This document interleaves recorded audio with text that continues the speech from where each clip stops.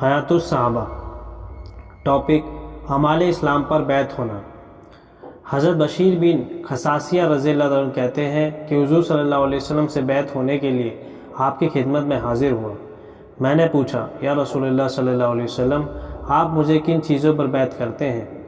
آپ نے اپنا ہاتھ اٹھایا کر فرمایا، تم اس بات کی گواہی دو کہ اللہ تعالیٰ کے علاوہ کوئی معبود نہیں، اور حضرت محمد صلی اللہ علیہ وسلم اس کے بندے اور رسول ہیں، اور پانچوں نمازوں کا وقت پہ پڑھنا، فرض زکوٰۃ ادا کرنا، رمضان کے روزے رکھنا، بیت اللہ کا حج کرنا، اور اللہ کے راستے میں جہاد کرنا۔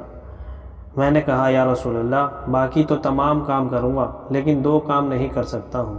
ایک تو زکوٰۃ، کیونکہ میرے پاس 10 اونٹ ہیں، ان کے دودھ پر ہی میرے گھر والوں کا گزارا ہوتا ہے، اور وہی ان کے بار برداری کے کام آتے ہیں۔ اور دوسرا جہاد، کیونکہ میں بزدل آدمی ہوں۔ لوگ یوں کہتے ہیں کہ جو آدمی میدان جنگ سے پشت پھیرے گا وہ اللہ کے غضب کے ساتھ لوٹے گا۔ مجھے ڈر ہے کہ اگر دشمن سے لڑنا پڑ گیا اور میں گھبرا کر میدان جنگ سے بھاگ گیا تو میں اللہ کے غضب کے ساتھ لوٹوں گا۔ حضور صلی اللہ علیہ وسلم نے اپنا ہاتھ پیچھے کھینچ لیا اور ہاتھ ہلاتے ہوئے فرمایا، اے بشیر، جب تم نہ زکوٰۃ دو گے نہ جہاد کرو گے تو کس عمل کے ذریعے جنت میں داخل ہوگے؟ میں نے کہا، یا رسول اللہ صلی اللہ علیہ وسلم، آپ اپنا ہاتھ بڑھائیں، میں آپ سے بیعت ہوتا ہوں۔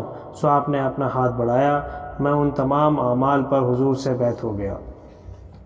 حضرت زری رضی اللہ عنہ فرماتے ہیں کہ میں نماز قائم کرنے، زکوٰۃ دینے اور ہر مسلمان کی خیر خواہی کرنے پر حضور صلی اللہ علیہ وسلم سے بیعت ہوا۔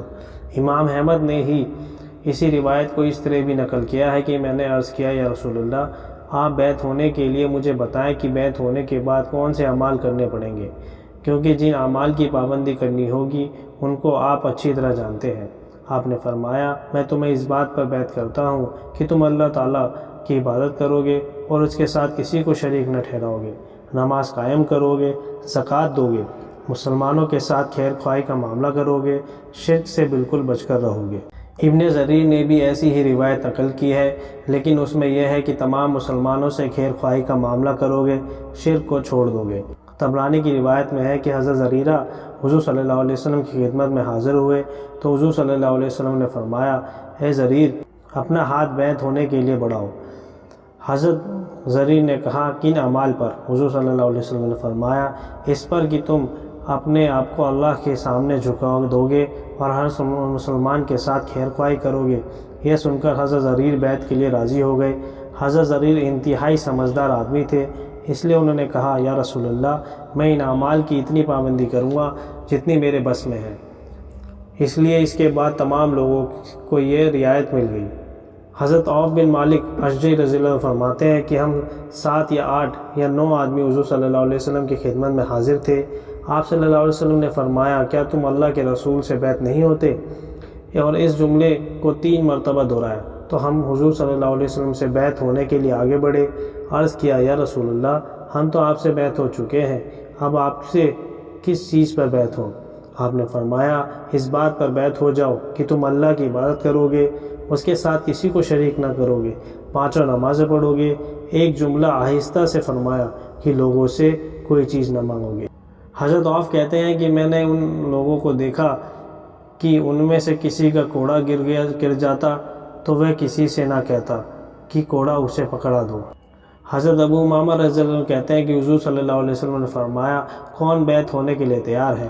حضور صلی اللہ علیہ وسلم کے غلام حضرت ثوبان رضی اللہ عنہ نے عرض کیا، یا رسول اللہ، آپ ہمیں بیعت فرما لیں۔ آپ نے فرمایا، ہاں، اس شرط پر بیعت کرتا ہوں کہ کسی سے کوئی چیز نہ مانگو گے۔ حضرت ثوبان نے کہا، جو ایسا کرے گا پھر اسے کیا ملے گا؟ آپ نے فرمایا، جنت۔ جو حضرت ثوبان رضی اللہ تعالیٰ عنہ حضور صلی اللہ علیہ وسلم سے بیعت ہو گئے۔ حضرت ابو امامہ کہتے ہیں کہ میں حضرت ثوبان کو مکہ میں بھرے مجمع میں دیکھا کہ وہ سواری پر سوار ہوتے تھے، ان کا کوڑا گر جاتا، کہیں وہ کسی کے کندھے پر گر جاتا، وہ آدمی وہ کوڑا ان کو پکڑانا چاہتا تو وہ اس سے کوڑا نہ لیتے بلکہ خود سواری سے نیچے اتر کر اس کوڑے کو اٹھاتے۔ حضرت ابو ذر رضی اللہ عنہ کہتے ہیں کہ حضور صلی اللہ علیہ وسلم نے 5 مرتبہ مجھے بیعت فرمایا اور 7 مرتبہ مجھ سے وعدہ لیا، 7 ہی مرتبہ آپ نے اللہ تعالیٰ کو میرے اوپر گواہ بنا کر فرمایا کہ میں اللہ کے بارے میں کسی سے ملامت سے نہ ڈروں۔ کہ میں اللہ کے بارے میں کسی کی ملامت سے نہ ڈروں۔ حضرت ابو المثنیٰ کہتے ہیں کہ حضرت ابو ذر نے کہا، مجھے حضور صلی اللہ علیہ وسلم نے بلایا اور کہا، کیا تمہیں بیعت ہونے کے لیے کیا شوق نہیں کہ تمہیں ان کے بدلے میں جنت ملے؟ میں نے کہا، جی ہاں۔ میں نے اپنا ہاتھ بڑھا لیا۔ جو اعمال مجھے بیعت ہونے کے بعد کرنے ہوں گے وہ اعمال بتاتے ہوئے حضور صلی اللہ علیہ وسلم نے فرمایا، میں لوگوں سے کوئی چیز نہیں مانگوں گا۔ میں نے کہا، بہت اچھا۔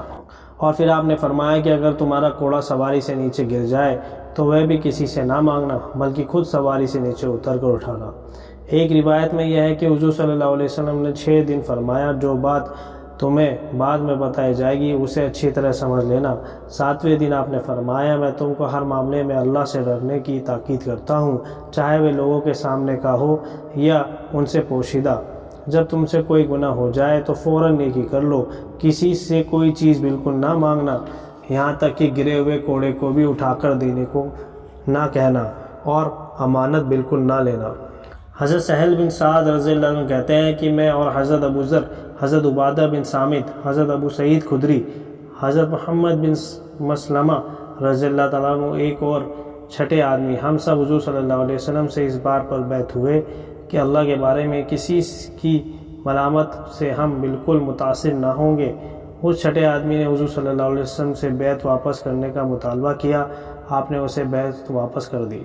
حضرت عبادہ بن صامت رضی اللہ عنہ کہتے ہیں کہ میں مدینہ کے ان سرداروں میں سے ہوں جنہوں نے حضور صلی اللہ علیہ وسلم سے بیعت کی تھی۔ آپ نے ہمیں ان باتوں پر بیعت کیا تھا کہ ہم اللہ تعالیٰ کے ساتھ کسی چیز کو شریک نہ کریں گے، چوری نہیں کریں گے، زنا نہیں کریں گے، جس آدمی کے قتل کو اللہ تعالیٰ نے ہم پہ حرام فرمایا ہے اسے ہم ناحق قتل نہیں کریں گے، لوٹ مار نہیں کریں گے، نافرمانی نہیں کریں گے۔ اگر ہم اس عہد کو پورا کریں گے تو اس کے بدلہ میں ہمیں جنت ملے گی۔ اگر ہم ان حرام کاموں میں سے کوئی کام کر بیٹھے تو اس کا فیصلہ اللہ کے حوالے ہے۔ حضرت عبادہ رضی اللہ عنہ سے روایت ہے کہ ہم لوگ حضور صلی اللہ علیہ وسلم کی خدمت میں حاضر تھے۔ آپ نے فرمایا، مجھ سے ان باتوں پر بیعت ہو جاؤ کہ تم اللہ تعالیٰ کے ساتھ کسی کو شریک نہیں کرو گے، چوری نہیں کرو گے، زنا نہیں کرو گے۔ تم میں سے جس نے اس وعدے کو پورا کر دیا اس کا بدلہ اللہ تعالیٰ کے ذمہ ہے، اور جو ان میں سے کوئی کام کر بیٹھا اور اللہ تعالیٰ نے اس پر پردہ ڈالا تو اس کا معاملہ اللہ کے حوالے ہے، اگر چاہے تو عذاب دے، اگر چاہے تو اسے معاف کر دے۔ حضرت عبادہ بن صامت رضی اللہ عنہ کہتے ہیں کہ بیعت عقبہ اولیٰ میں ہم 11 آدمی تھے، اس وقت تک ہم پر جنگ کرنا فرض نہیں ہوا تھا، اس لیے آپ نے ہمیں ان باتوں پر بیعت کیا جن پر آپ عورتوں کو بیعت کیا کرتے تھے۔ ہم نے آپ سے ان باتوں پر بیعت کی کہ ہم اللہ کے ساتھ کسی چیز کو شریک نہ کریں گے، چوری نہیں کریں گے، زنا نہیں کریں گے، نہ اولاد کا الزام لگائیں گے، جسے اپنے ہاتھوں اور پیروں کے بیچ کھڑا ہو، نہ اپنی اولاد کو قتل کریں گے، اور نیکی کے کسی کام میں نافرمانی نہیں کریں گے۔ جو اس وعدوں کو پورا کرے گا اسے جنت ملے گی، اور جو ان میں سے کوئی کام کر بیٹھے اور اس کا معاملہ اللہ تعالیٰ کے حوالے ہے، چاہے اسے عذاب دے اور چاہے اسے معاف کر دے۔ اگلے سال یہ لوگ دوبارہ آ کر حضور صلی اللہ علیہ وسلم سے بیعت ہوئے۔